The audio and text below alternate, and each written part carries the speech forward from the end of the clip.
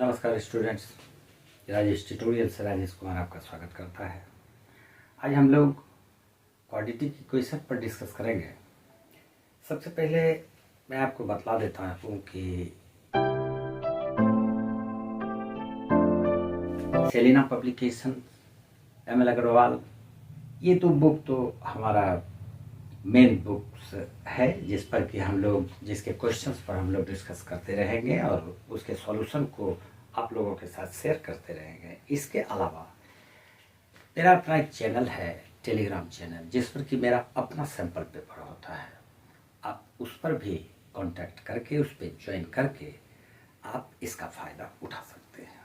ठीक है, तो आज हम लोग चलते हैं। सबसे पहले क्वाड्रेटिक इक्वेशन क्या है। इक्वेशंस, कई तरह के इक्वेशंस को आप लोगों ने पढ़ा है। क्वाड्रेटिक इक्वेशन का मतलब होता है ऐसे इक्वेशन को इन वन वेरिएबल जिसमें कि उसका जो डिग्री है वो 2 होना चाहिए। ax² plus bx plus c is equal to 0। यहाँ पर हम लोग देख रहे हैं कि यहाँ पर वेरिएबल वन वेरिएबल ही है, x वन वेरिएबल। तो सबसे पहले क्वाड्रेटिक इक्वेशन वन वेरिएबल है। और अगर इसके डिग्री की बात करें तो यहाँ पर हम देख रहे हैं कि इसका ये 1 है और यहाँ पर ये तो 0 है। इसमें x का डिग्री 0 है। तो मैक्सिमम जो डिग्री है इस इक्वेशन में, वो मैक्सिमम पावर, मैक्सिमम डिग्री, हम उसको मैक्सिमम डिग्री, हम उसको पावर बोल सकते हैं, एक्सपोनेंट बोल सकते हैं, ये 2 है। तो अगर उसका मैक्सिमम पावर 2 रहता हो किसी इक्वेशन का, तो हम लोग उसको क्वाड्रेटिक इक्वेशन बोलेंगे। और क्वाड्रेटिक इक्वेशन का जो जनरल फॉर्म है, जिसको हम लोग स्टैंडर्ड फॉर्म में बोलेंगे, थोड़ा सा हम लोग इस पर डिस्कस करेंगे, तो ये इसका जनरल फॉर्म है। यानी कि कोई भी क्वाड्रेटिक इक्वेशन आपको इसी फॉर्म में होगा। अगर नहीं है तो आपको इस फॉर्म में क्वाड्रेटिक इक्वेशन को लाना होगा, तभी आप उसको सॉल्व कर सकते हैं। ठीक है, एक टर्म इसमें आ जाता है standard form. Standard form of a quadratic equation. Suppose करें कि एक इक्वेशन हमारे पास है 5x minus x² minus 3 is equal to 0। मान लेते हैं कि ये गिवन इक्वेशन है। और क्या ये स्टैंडर्ड फॉर्म में है? क्या हम इसको स्टैंडर्ड फॉर्म में बोल सकते हैं? तो नहीं, ये स्टैंडर्ड फॉर्म में नहीं है। स्टैंडर्ड फॉर्म इक्वेशन का क्या होता है, कैसे हम उसको स्टैंडर्ड फॉर्म में रखते हैं, ये जानना बहुत जरूरी होता है। स्टैंडर्ड फॉर्म में रखने के लिए, किसी भी इक्वेशन को स्टैंडर्ड फॉर्म में रखने के लिए, आप उसके डिग्री को डिक्रीजिंग ऑर्डर में लिख दीजिए।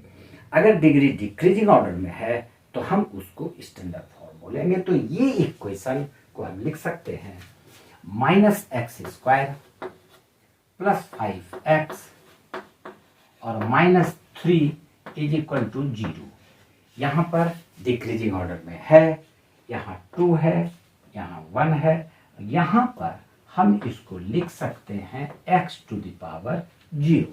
तो आप देखें, पहला टर्म में x का जो डिग्री है वो 2 है, दूसरा में 1 है और तीसरा में 0 है। तो ये डिक्रीजिंग ऑर्डर में है, इसलिए हम इसको स्टैंडर्ड फॉर्म में बोलेंगे। तो स्टैंडर्ड फॉर्म में जानना जरूरी है। जनरल फॉर्म इसका ax² plus bx plus c is equal to 0 होता है।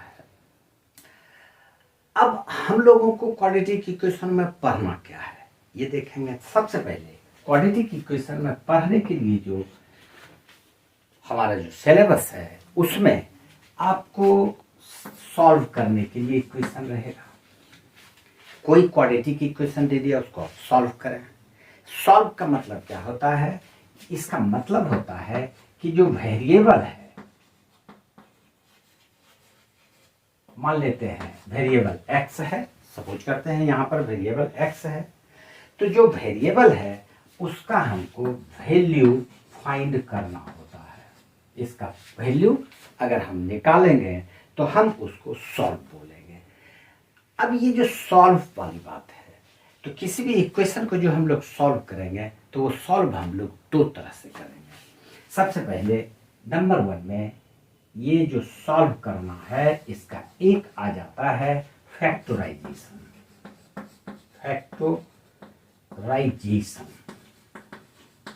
मेथड।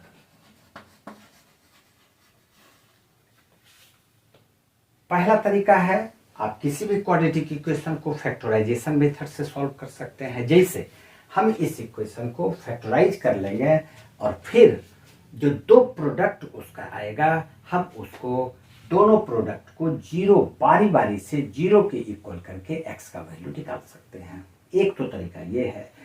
और इसका दूसरा तरीका है यूजिंग क्वाड्रेटिक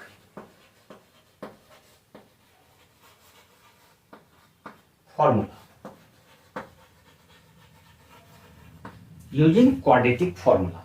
दूसरा तरीका है क्वाड्रेटिक फॉर्मूला का इस्तेमाल करके हम उसको सॉल्व कर सकते हैं। पहले हम लोग फैक्टराइजेशन जो कि आप लोगों ने 9 क्लास में 8 क्लास में फैक्टराइजेशन बनाया है अच्छी तरह से और काफ़ी कंट्रोल भी होगा आपको, तो फैक्टराइजेशन तरीका देखेंगे और उसके बाद तब हम लोग क्वाड्रेटिक इक्वेशन को सॉल्व करने का दूसरा तरीका यूजिंग क्वाड्रेटिक फॉर्मूला देखेंगे।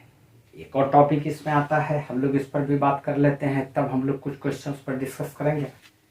एक जो और इम्पोर्टेंट टॉपिक इसमें है जिस पर कि काफ़ी क्वेश्चंस आप लोगों को बनाना होगा, वो टॉपिक है नेचर ऑफ द रूट्स। ये बहुत जरूरी और बहुत ही इम्पोर्टेंट टॉपिक है कि किसी भी क्वाड्रेटिक इक्वेशन का जो रूट का नेचर होगा वो कैसा होगा और कैसे हम पता कर सकते हैं कि इसका रूट का क्या स्वभाव है, क्या प्रकृति है, क्या नेचर होगा। मान लेते हैं एक इक्वेशन हम लोग लेते हैं 5x² - 3x + 2 = 0। बगैर सॉल्व किए, without solving the equation, how can we find the nature of the root of this equation. हम कैसे बगैर इसको सॉल्व किए ये कह सकते हैं कि इस इक्वेशन का रूट का नेचर कैसा होगा। इसके लिए हम लोग थोड़ा फॉर्मूला पे चलेंगे तो डिस्कस करेंगे, बहुत ज़्यादा डिटेल में डिस्कस करेंगे, लेकिन फिलहाल थोड़ा सा मैं अभी आपको इंट्रोडक्शन उसका दे देता हूँ, उसको आप देखें। जब हम लोग इसके क्वाड्रेटिक फॉर्मूला को पढ़ेंगे तो क्वाड्रेटिक फॉर्मूला जो आता है तो वो आता है x = -b ±√b² -4ac/2a। ये है इसका क्वाड्रेटिक फॉर्मूला, जिसको कि हम लोग a b c का वैल्यू सब्स्टिट्यूट करके पुट करके हम x का वैल्यू निकाल सकते हैं। और यहाँ पर x का दो वैल्यू आएगा। दो वैल्यूज में से एक कैसे निकालेंगे तो एक पहली बार एक प्लस ले लेंगे इसका और दूसरी बार माइनस ले लेंगे तो हमारे पास x का दो वैल्यूज आ जाता है। तो हम इसको बगैर सॉल्व किए कैसे कर सकते हैं कि इसका रूट क्या होगा, तो यह डिपेंड करता है इस पर b² -4ac पर। ये जो b² -4ac है हम लोग इसको डिस्क्रिमिनेंट बोलते हैं। इसको सिंबल में कैपिटल D लिखेंगे। तो nature of the root depend करता है discriminant of the quadratic equation. कैसे करता है तो यहां देखेंगे आप। नंबर 1, अगर d का वैल्यू ग्रेटर देन 0 हो जाए, सपोज करें कि जब हम b² -4ac इसको सॉल्व करेंगे, किसी भी इक्वेशन का a b c का वैल्यू यहाँ सब्स्टिट्यूट करने के बाद इसमें 3 कंडीशन ही आएगा। अगर ये d का वैल्यू b² -4ac सॉल्व करके देखने के बाद अगर हम देखते हैं कि d का वैल्यू नेगेटिव में नहीं है, अगर नेगेटिव में नहीं है तो हम उसको बोलेंगे कि वो ग्रेटर देन 0 है। इस केस में इसका रूट्स रियल एंड अनइक्वल होगा। अगर डिस्क्रिमिनेंट ग्रेटर देन 0 हो जाए तो हम बोलेंगे कि इसका रूट्स रियल और अनइक्वल होगा। केस नंबर 2, अगर d इक्वल टू 0 हो जाए, ऐसा भी तो हो सकता है कि ये इसको सॉल्व अगर आप करते हैं तो इसका वैल्यू 0 आ जाता है, यानी कि d का वैल्यू, डिस्क्रिमिनेंट का वैल्यू 0 आ जाए। तो जब डिस्क्रिमिनेंट का वैल्यू 0 आ जाएगा तो हम लोग बोलेंगे रूट्स इक्वल होगा रियल एंड इक्वल। ठीक, एक और केस आता है, जब बी स्क्वायर माइनस 4ac का वैल्यू निगेटिव में आ जाए। ये भी पॉसिबिलिटी है कि बी स्क्वायर माइनस 4ac का वैल्यू निगेटिव में आ जाए। निगेटिव में आ जाए इसका मतलब है कि ये वैल्यू लेस देन 0 आ जाए। तो केस नंबर 3 है, अगर d का वैल्यू लेस देन 0 आ जाए। अगर d का वैल्यू लेस देन 0 आ गया तो रूट्स नो रियल रूट्स, कोई भी रूट्स इसका रियल रूट्स नहीं होगा। ये 3 कंडीशन है, और बगैर सॉल्व किए हम बतला सकते हैं कि इस इक्वेशन का, क्वाड्रेटिक इक्वेशन का रूट्स का नेचर क्या होगा। ऐसे तो सॉल्व करने के बाद आप या तो फैक्टराइजेशन से करें या इस फॉर्मूला का, क्वाड्रेटिक फॉर्मूला का यूज करके x का वैल्यू फाइंड करके आप बतला सकते हैं कि क्या वैल्यू उसका हो सकता है, ग्रेटर देन 0 है, लेस देन 0 है या इक्वल टू 0 है। हम लोग इसी से उसका वैल्यू फाइंड कर लेंगे, उसका नेचर फाइंड कर लेंगे। ये है एक टॉपिक और जिस पर हम लोग डिस्कस करना चाहेंगे, और वो टॉपिक है कैसे आप पहचानोगे कि ये क्वाड्रेटिक इक्वेशन है। इस टॉपिक को ध्यान से देखो।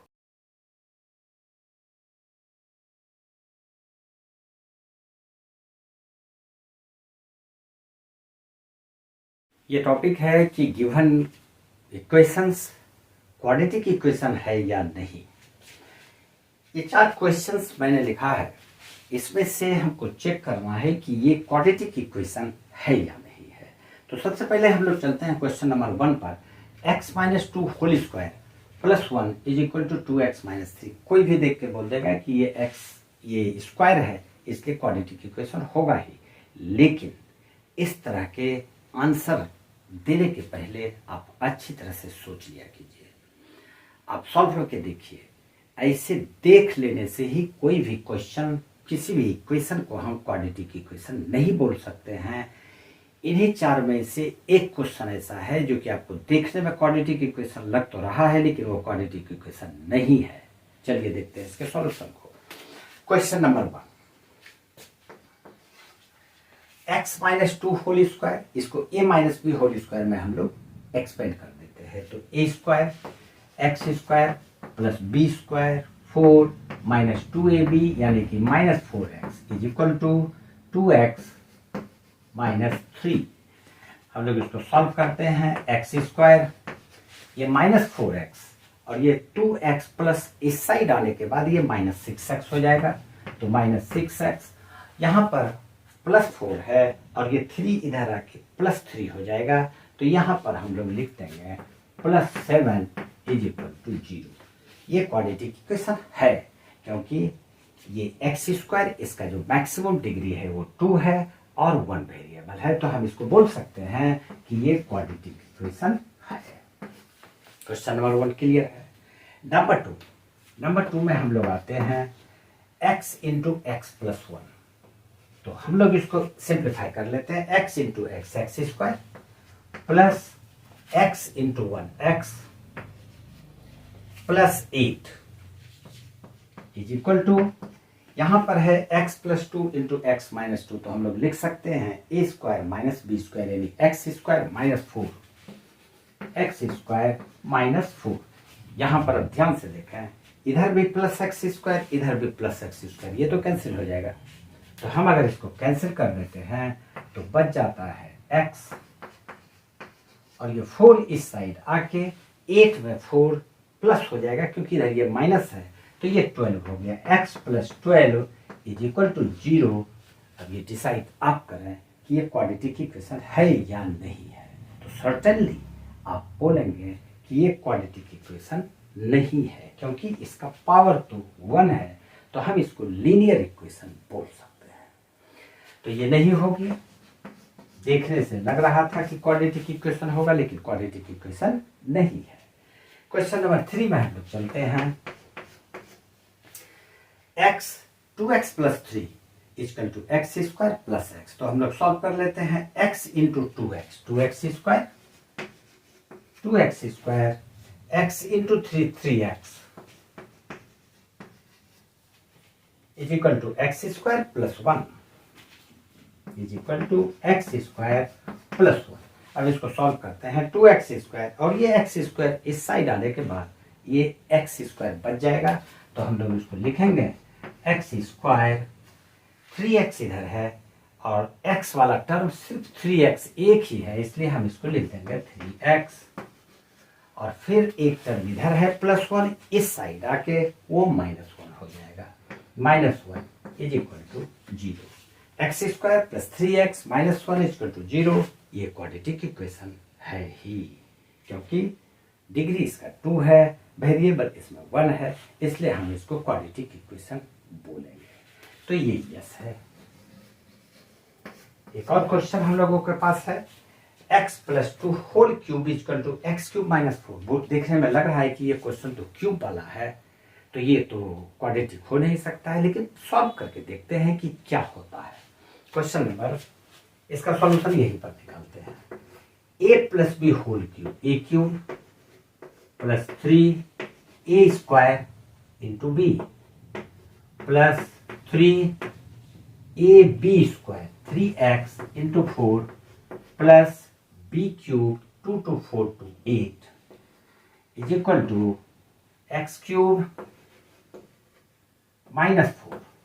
अब हम लोग देखते हैं, इधर भी एक्स क्यूब है, कैंसिल हो गया, इधर भी एक्स क्यूब है, कैंसिल हो गया, बच जाता है 3x स्क्वायर। इसको लिख लेते हैं 3x square, 3 to 6x square, 6x square,